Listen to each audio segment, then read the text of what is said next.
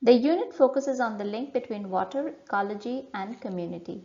With urbanization, the role of urban water changes. Constant dependence on the groundwater coupled with diminishing recharge capacity make urban water bodies vulnerable. Many of these unacknowledged water bodies are hugely affected by urbanization pressure, untreated sewage, and garbage dumping. Hence, with time, these water holding sites are neglected and forgotten. Coming to the question, why urban water? As mentioned, with rapid urbanization, urban waters of various holding capacities, be it streams, water bodies, or simply vacant and scrublands, all go through the vicious cycle of negligence, degradation, and slowly becomes an eyesore, from garbage dumping, sewage, or simply left underutilized. And there has never been a more urgent need to restore these damaged ecosystems than now.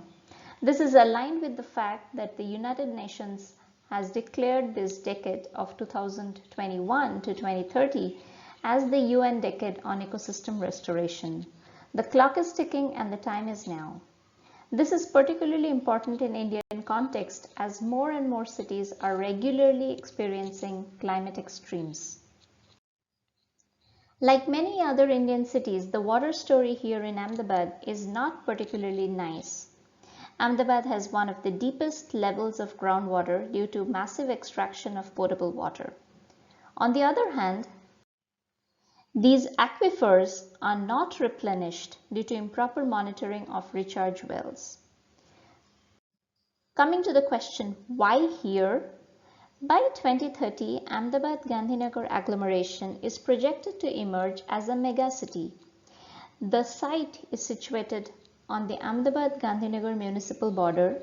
With the ambitious Ahmedabad Metro project, more doors will open up for new urban ventures continue to expand the urban sprawl northwards. Before 2007, urban land in the city was growing at about 2.6 square kilometer per decade.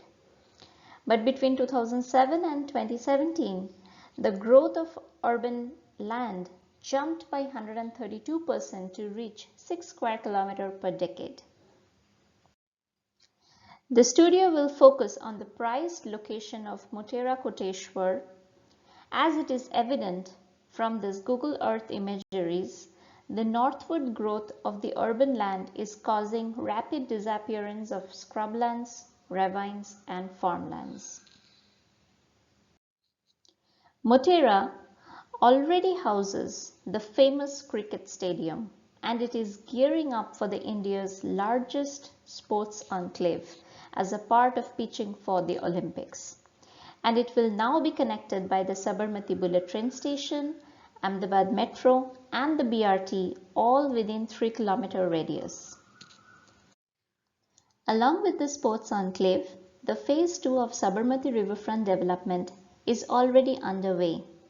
ODA is looking for a massive 300-acre land parcel to set up new sports complex that can add to the existing facilities. The proposed TP schemes show a rise in wide roads, and the real estate websites already have advertisements of gated colonies proposed in and around the site. The studio site for investigation will be around this 3-kilometer radius, which also houses multiple water holding sites in the form of streams, water bodies, and scrubland, along with the last remaining ravine that drains into Sabarmati, and all are continuing to degrade at a very fast rate. These are some of the site photographs showing the Narmada Canal, the scrubland, the deteriorated ravine, and then disturbances like illegal sand mining, dumping of fly ash in a landscape which is spotted with new high-rises which are coming up amidst farmlands, and still a pristine, relatively undisturbed river. The studio hinges around these questions. With the growth of water crisis, how can the new designs thrive to become more water positive? How can the design reimagine positive community engagement with the water? How can water and urbanism be considered together as a generative framework for landscape practice, social life, and ecological regeneration. Coming to the studio process, it is structured in 3 modules: absorb, reflect, and dissipate. This slide shows the detailed studio process, which was conducted as a group exercise in the first part, which very soon after 4 weeks became an individual exercise and continued till the end of the 16th week. All the green dots that are seen along the process marks an external output, either in the form of a lecture, a talk, or a workshop.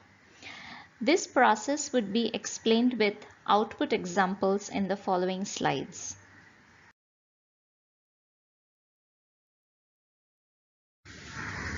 The first module, Absorb, builds understanding and recording of the site at a larger context.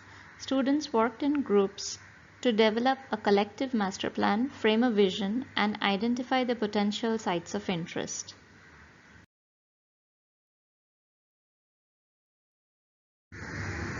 These were some of the expected outcomes that were shown to the students at the beginning of the semester for Module 1.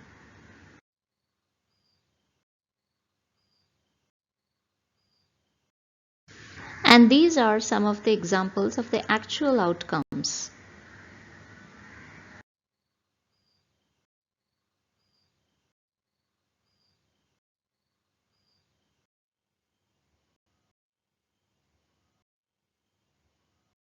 Moving along the framework set by the vision, in the second module, students individually selected their site of interest from a SWOT analysis of multiple sites, analyzed the site conditions, and finally demonstrated a design solution which also worked through a number of iterations and finally ended in a master plan.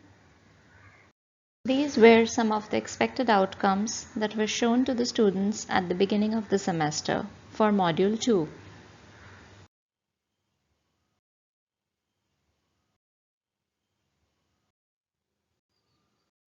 And these are some of the actual outcomes that the students produced at the end of Module 2.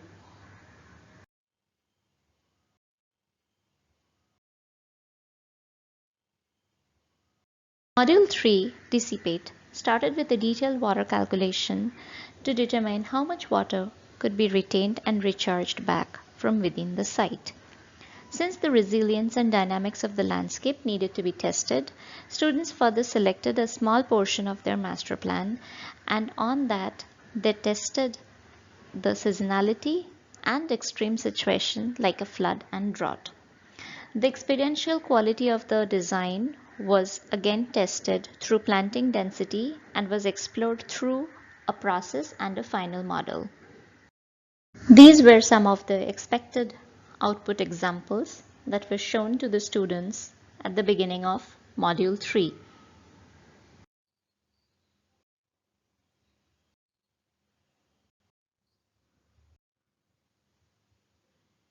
And these are the examples of the actual outcome at the end of Module 3.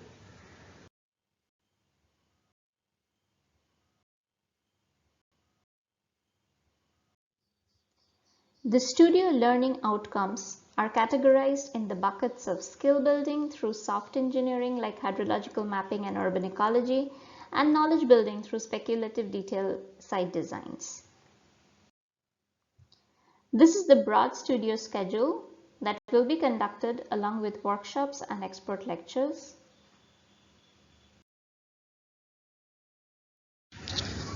To sum up, when we deal with water, there is no one-size-fits-all solution. Hence, this studio allowed future landscape architects to choose sites of varying degrees of wetness and create dynamic public spaces. On behalf of the Water Plus Studio Unit, we thank you for this opportunity.